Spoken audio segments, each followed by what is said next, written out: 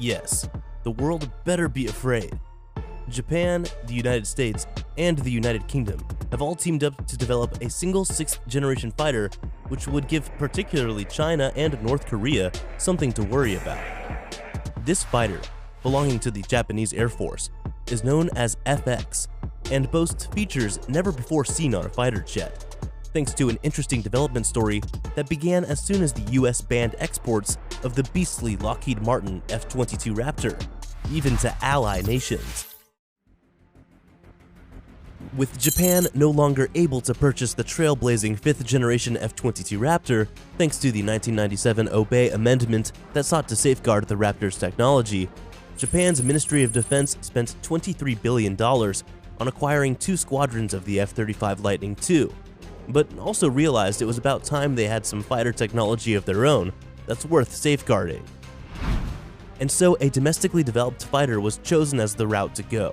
An informed, intelligent, and instantaneous fighter that would be a generation ahead of the contemporary 5th-generation fighter and cement Japan's spot as a top world power once again. But being the new kids on the block in terms of developing a fighter more advanced than the 4th generation, Japan started off with a $350 million demonstrator, known as the Mitsubishi X2, to prove early on that the capabilities they wanted for their future fighter were indeed possible, to prevent getting stuck deep into the development of a 6th-generation fighter that would be more of a symbol of weakness than anything. The X2, however, would smash through its tests from its first flight in 2016 to 2018 when the tests were concluded, allowing Japan to obtain new information, develop new technology related to the FX fighter, and begin the FX program itself with the Japanese company Mitsubishi as the lead manufacturer. But they weren't going to do it alone. There's simply too much riding on this to leave it in the hands of a domestic firm that hadn't done anything similar before. And so, Japan sought international collaboration on the FX to help bring every detail they had evaluated during and after the X2 tests to life, from the radome on the aircraft's radar antennas to the thrust vectoring nozzles on its engine.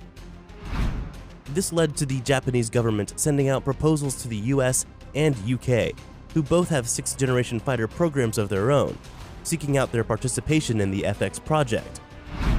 Boeing, Lockheed Martin, BAE Systems, Northrop Grumman, and the British government all responded to the proposal, only to have all of their response offers rejected and shut down by Japan, as they were considered unappealing enough, even though the UK offered the possibility of collaborating the FX project with their 6th-generation Tempest program, and Lockheed Martin offered an F-22 F-35 hybrid fighter, a fighter which even the United States doesn't have.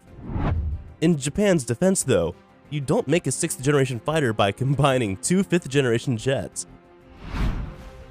However, collaboration with foreign defense contractors was still very much an option for Japan, but only if the contractors could work towards Japan's 5 key aspects for their future fighter: capability for future air superiority, potential to expand capability by incorporating next-generation technologies, ability to upgrade and modify the platform with relative ease, participation of the Japanese industry, and lastly, affordability. With Japan clear as day on that, Lockheed Martin qualified to provide technical assistance while talks went on with Britain's Rolls-Royce to provide the jet engine as Mitsubishi works on the airframe design and system development, all expected to come at a cost of about 5 trillion yen, or $48 billion. So far, all signs point towards a fighter that will be packed full of the most advanced fighter technologies of 3 of the most powerful nations in the world, as is clearly hinted at in the features of the FX fighter. The FX fighter is designed to be a twin-engine stealth fighter for air superiority with capabilities and technologies developed in the present for the future, starting with its electric actuators. Electric actuators will be applied to the fighter's control, power, and brake systems that will see it do away with conventional hydraulic systems, for understandable reasons. Electric actuators are, thanks to an electric wiring connection, flexible enough to fit into complex interiors of the fighter, giving developers the freedom to design the jet as is most efficient. The electric actuators also come with the added benefits of making the aircraft more mobile and lightweight. Despite its large airframe, the FX is looking to maintain a lightweight body without hitting the gym.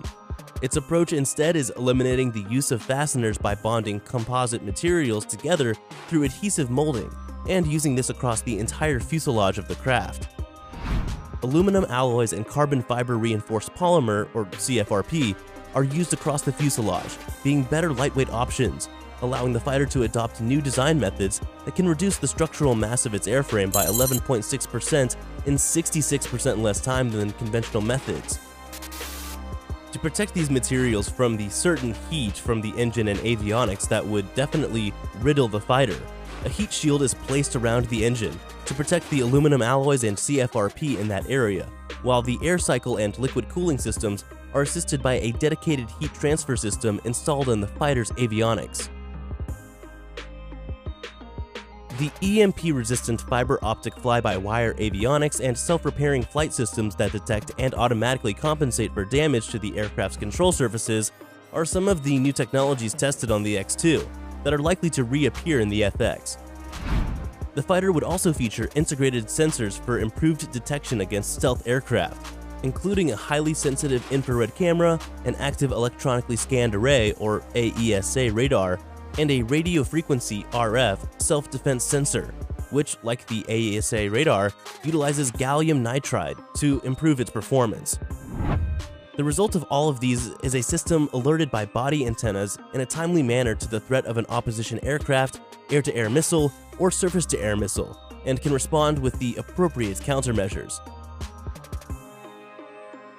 To minimize its radar cross-section, the FX features serpentine air ducts and an internal weapons bay. It also employs carbon-based electromagnetic wave absorbers applied to these air ducts and its engine to reduce the amount of radar reflection while using passive detection to avoid having its own radar emissions detected.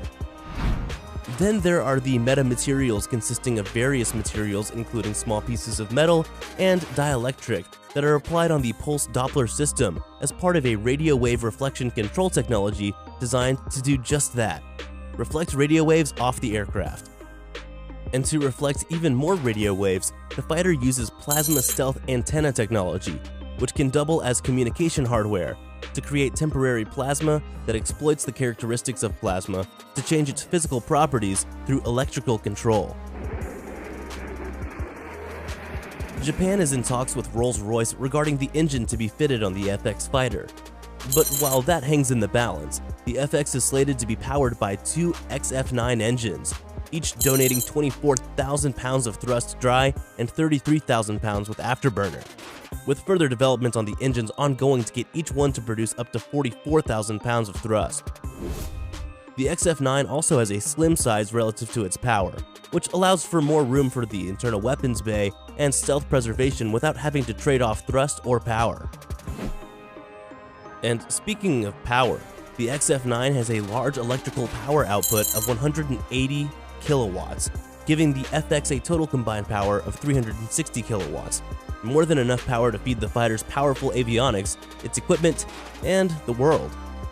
Okay, well, not the world, but something even more impressive about the engine is its three-dimensional thrust vector nozzles that can deflect thrust up to 20 degrees in all circumference directions, thrusting the supercruising fighter to a sky-high level of maneuverability.